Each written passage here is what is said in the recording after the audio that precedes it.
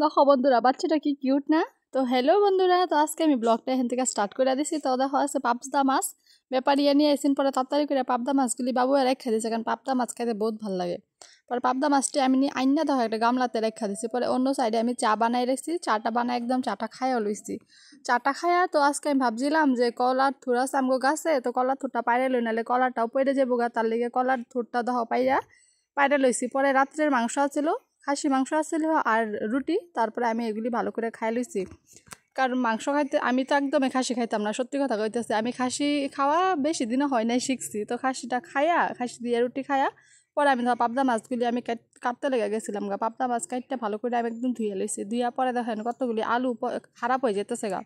পরে সেগুলি সবগুলি বাচ্চা লইছে, খারাপ আলুগুলি সাইড করে পরে মাছটা আমি ভাজছি আমি গেলাম গা। দেখো কি রৌদ্র, দেখো মরিচ উঠাইতে গেছিলাম।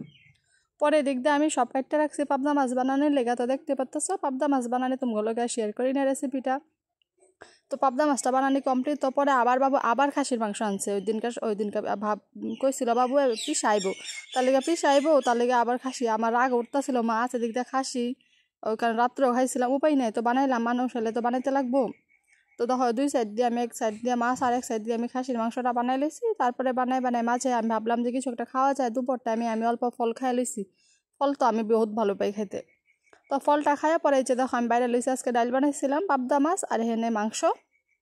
আমি সব কিছু বাইরে লইছি, বাইরে আমি মজা করে খাই লিতেছি। খাইতে তো কান্না ভালো লাগে কেউ যত। আমি কিন্তু সত্যি কথা আমি বানাইতে আমি অল্প আলসি পাই না। আমি কিন্তু মানে একদমই রান্না করতে আমি একদমই আলসি পাই না। আমার তুমি যত দিবে আমি ততই রান্ধুম। পরে দেখো খাইটায় ভাতটা আমি অল্প টাইম জিরাই পরে আমি টিউশনে গেছিলাম গা। তো টিউশনে গেছি তো বাচ্চা ড্রয়িং করতেছিলাম, পরে আবার চা দিয়ে দিল, চাটাও খাই লইলাম।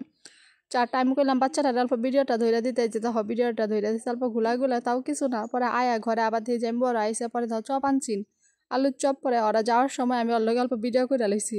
তো আজকে ব্লগটা অতটুকুই। তুমি কেমন লাগছে এটা আমার জানাই, আর ভালো লাগলে লাইক শেয়ার করো। Bye bye.